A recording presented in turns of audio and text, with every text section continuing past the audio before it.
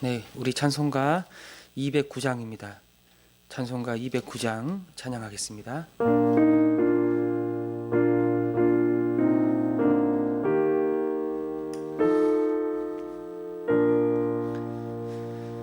이 세상 풍파심하고 또 환난 질고 많으나 나 편히 쉬게 될 곳은 주 예비하신 주의 종 그 향기로운 기름을 주 내게 부어주셔서 내 기쁨 더해주는 곳 주 피로 사신 주의 종 주 믿는 형제 자매들 그 몸은 떠나 있으나 주 앞에 기도 드릴 곳 함께 모일 주의 종 내 손과 혀가 굳어도 내 몸에 피가 식어도 나 영영히 잊지 못할 곳 은혜의 보좌 주의 종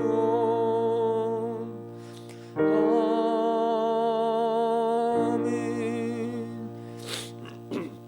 아멘. 추석 연휴입니다.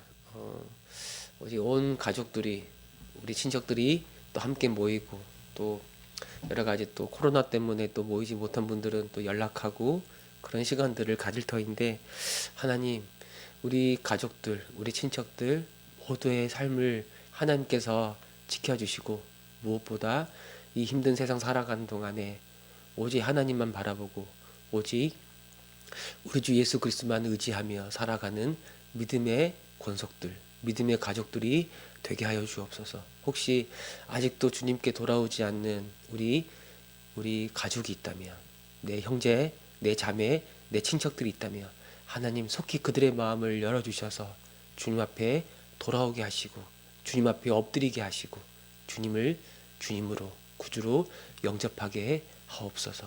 우리 시간에 한번 이 추석 연휴 우리 가족과 친척들을 기억하면서 함께 기도하겠습니다. 하나님 아버지, 오늘부터 본격적인 추석 연휴가 시작이 됩니다. 하나님, 내 사랑하는 가족들, 내 형제, 내 자매, 내 사랑하는 친척들 많이 만날 터이고 또 연락하게 될 터인데 그들이 주 예수 안에서 굳게 서서 하나님만 바라보며 주님만 의지하며 이 세상을 살아가게 하여 주옵소서.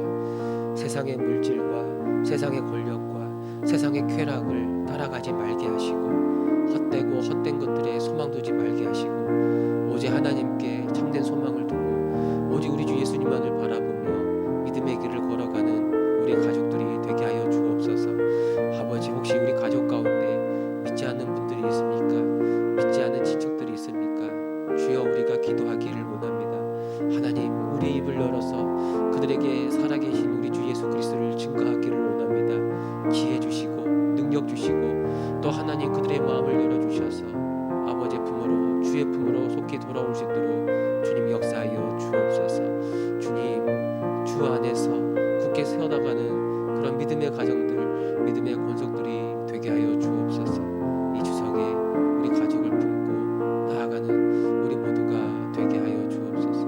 주님, 응답하여 주시고 역사하여 주옵소서. 아멘. 주님, 하나님 아버지, 이 추석을 맞이하여서 우리 온 가족들, 온 친척들 한 자리에 모일 겁니다. 때로는 만나지 못하더라도 서로 연락을 주고받을 터인데 우리의 모든 혈연적인 가족들, 친척들을 주께서 붙잡아 주셔서 정말 그들의 믿음 안에 굳게 서서 이 세상을 살아가게 하옵소서. 돈을 의지하고 세상의 명예를 의지하고 세상의 좋은 것들을 바라보며 살아가는 그런 사람들이 아니라 오직 예수 안에서 만족하며 오직 하나님 아버지께 참된 소망을 두며 끝까지 믿음의 길을 걸어가는 우리 온 식구들이 되게 하옵소서.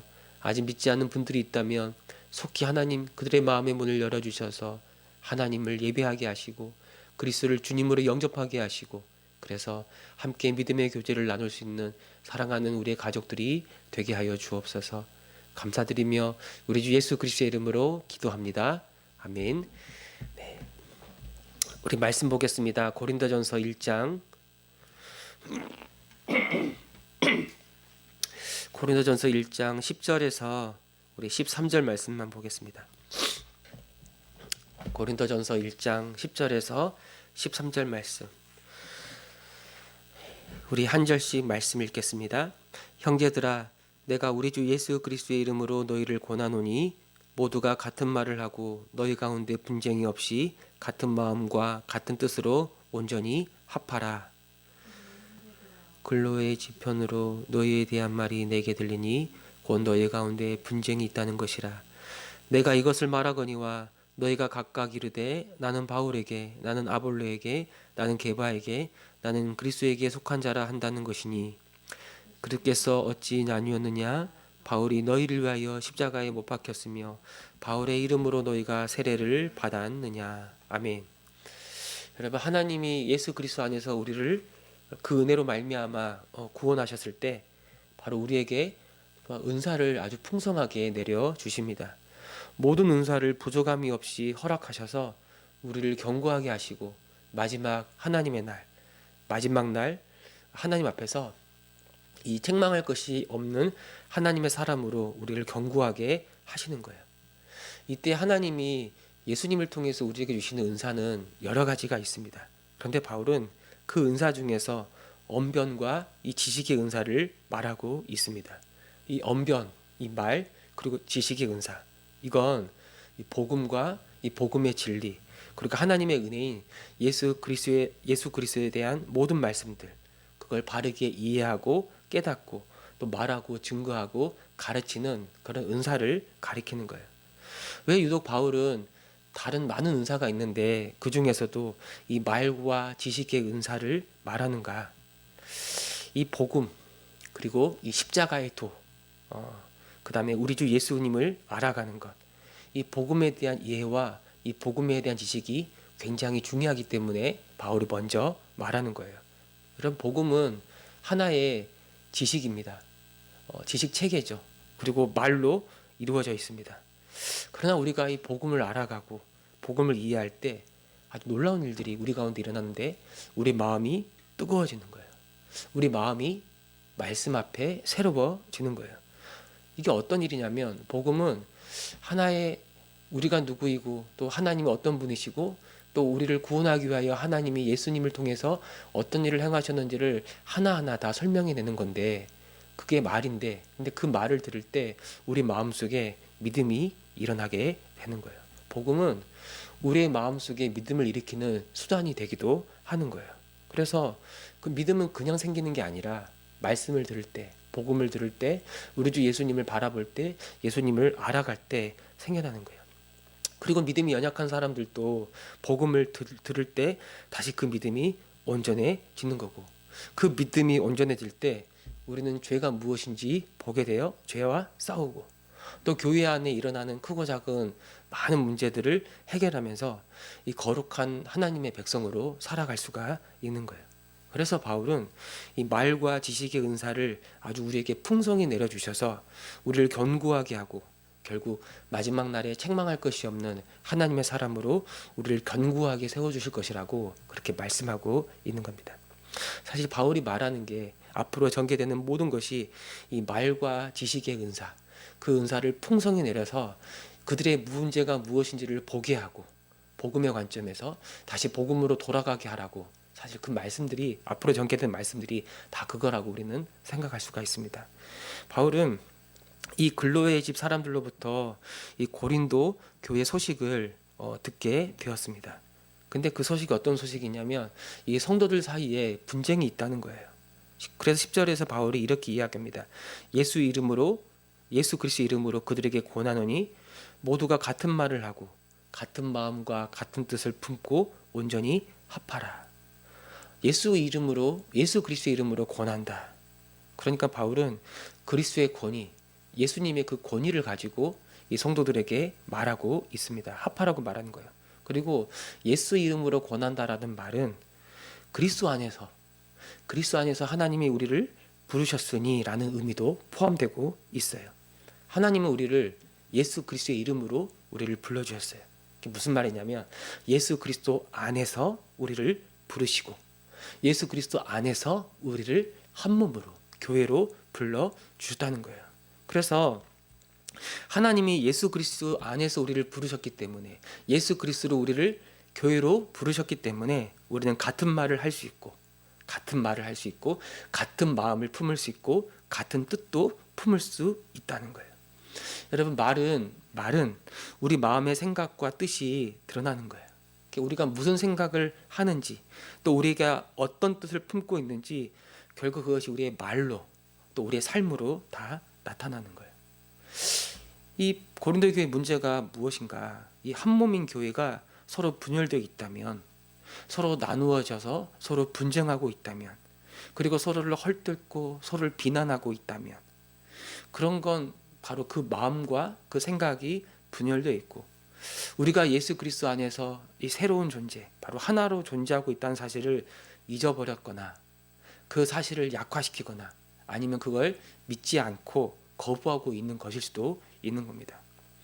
어떤 문제가 있는가? 구체적으로 바울이 12절에서 말하기를 나는 바울에게, 나는 아볼로에게, 나는 게바에게, 나는 그리스도에게 속한 자라.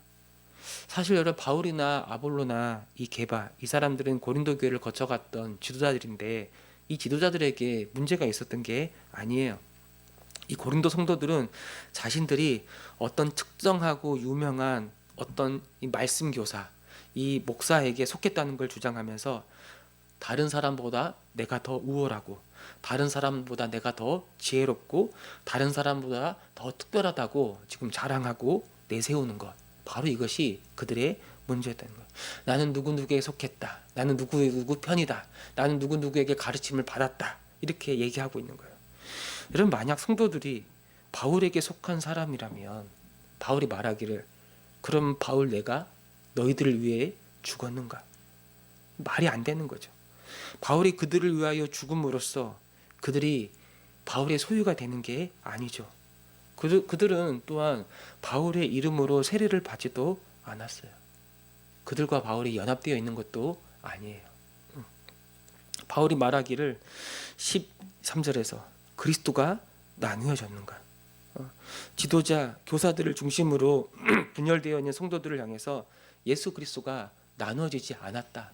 그리스도는 한 분이시죠. 어떻게 나눠질 수 있겠는가? 또 두 번째 말하기를 바울 내가 당신들을 위해서 십자가에 못 박혀 죽었는가?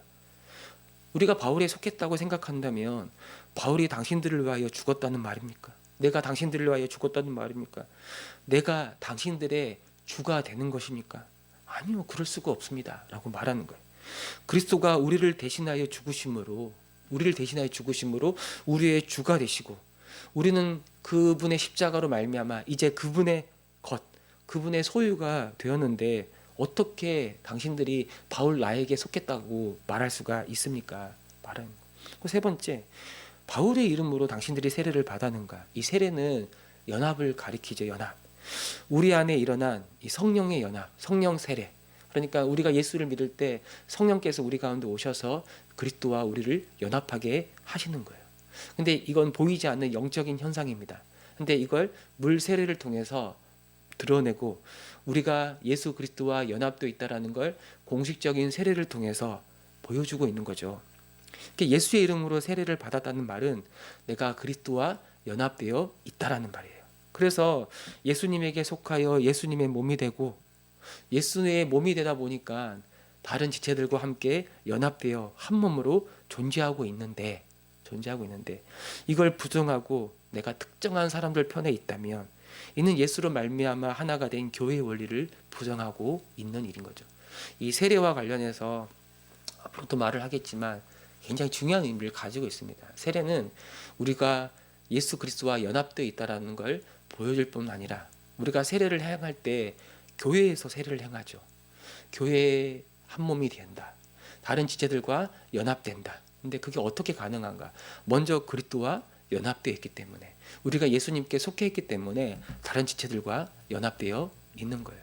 가장 중요한 게 예수님과 연합되어 있는 것, 그분의 소유가 되는 것, 그분 안에 들어가 있는 것, 이게 굉장히 중요한 거라고 말할 수 있는 거예요. 내가 당신들에게 내 이름으로 당신들이 세례를 받았는가?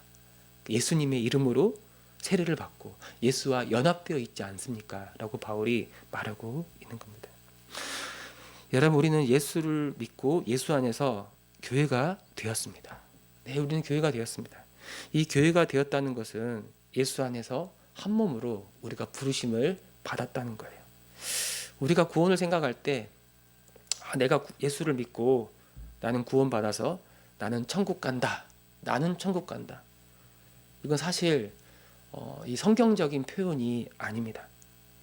우리가 구원을 받았다는 말은 예수로 말미암아 하나님의 백성, 바로 교회가 된다는 걸 의미하기 때문에, 그러니까 구원 받았어요. 근데 그 결과가 뭐냐면 우리가 교회가 되었다는 거예요. 그래서 이제 구원받아 교회가 되었으니 교회로 살아가는 거예요. 예수 그리스도 안에서 한 몸이 되었으니 한 몸으로 살아가는 거예요. 그래서 여러분, 어떤 측면에서는 예수님이 우리를 한 몸으로 부르셨기 때문에 이 한 몸됨을 지키며 살아가는 것, 이걸 힘써 지키며 살아가는 것을 이 신앙생활이라고, 이걸 믿음생활이라고 말할 수도 있는 거예요. 여러분, 우리가 교회를 한 몸으로 만드는 게 아니에요. 우리가 만들 수 있는 게 아니에요. 이미 예수님이 우리를 한 몸으로 부르셨고 한 몸 되게 하셨기 때문에 우리도 이제는 힘써 그 한 몸됨을 지키며 나아가는 겁니다. 이 한 몸됨을 지키는 것, 이게 어떻게 가능할까? 우리가 하나가 되자라고 구호를 외치고 어떤 분위기를 조성하면 한 몸이 되는 건가요? 아니요, 그런 게 아니에요. 가장 중요한 건 우리가 예수 그리스도 말미암아 한 몸이 되었다는 걸 먼저 믿어야 됩니다. 믿어야 돼요. 우리가 교회라는 사실을 믿어야 되는 거예요. 서로 유기적으로 연결되어 한 몸이기 때문에 이 교회가 분열되는 것은 결국에는 나를 죽인다는 것을 분명히 알아야 돼요. 형제를 비방하고 형제를 헐뜯는 것은 결국엔 내 얼굴에 침을 뱉고 내 몸에 해를 가하는 아주 어리석은 것임을 우리는 알아야 돼요. 우리는 어떻게 한 몸이 되었는가? 예수님이 자기 몸을 찢으심으로 우리를 하나 되게 하신 거예요. 죄로 말미암아 분열되어 있었던 우리들, 죄로 말미암아 분열되고 찢겨진 우리들을 한 몸으로 부르기 위해서 예수님은 자기 몸을 찢으셨어요. 한 몸이 되어 하나가 되어 서로 사랑하며 서로 도우며 서로 의지하며 서로 의존하며 서로 살아가는 것, 서로 사랑하며 살아가는 것, 바로 그것이 우리 주님이 우리를 구원하신 부르심의 목적인데, 이를 위해 자기 몸을 찢어서 우리를 하나 되게 하셨는데 우리가 이렇게 나누어져서 살아가는 것은 일어날 수가 없는 일이라고 말하고 있는 겁니다. 여러분, 예수님이 우리에게 행하신 일들을 우리는 정말 알고 있는가? 우리를 교회로 부르시고 우리를 하나로 부르시고 우리를 한 몸으로 부르셨다는 사실, 이미 예수 안에서 우리가 한 몸, 바로 교회가 되었다는 사실을 정말 알고 믿는가? 우린 교회를 믿는가? 이 사실을 알고 믿을 때 그때 우리는 같은 말을 하고 같은 마음과 같은 뜻을 품고 서로를 이해하고 서로를 도우며 서로를 사랑하고 그리고 온전한 몸으로 온전하게 합하며 나아갈 수가 있는 겁니다. 주님, 우리 화전중앙교회가 정말 주님을 알아가고 정말 주님을 믿는 일에 하나가 되게 하여 주옵소서. 모든 성도들, 우리가 예수를 믿고 세례받아 교회 안에 들어온 하나님의 사람들이라면 모든 주의 자녀들이 예수 안에서 진짜 한 가족이고 진짜 한 몸이라는 사실을 알게 하시고 믿기를 원합니다. 이를 위해서 예수님이 죽으셨다는 것을 믿게 하셔서 이 하나됨을 힘써 지키는 그런 교회가 되게 하여 주옵소서. 오늘 이것이 저와 여러분 우리의 기도가 되기를 바랍니다. 아멘.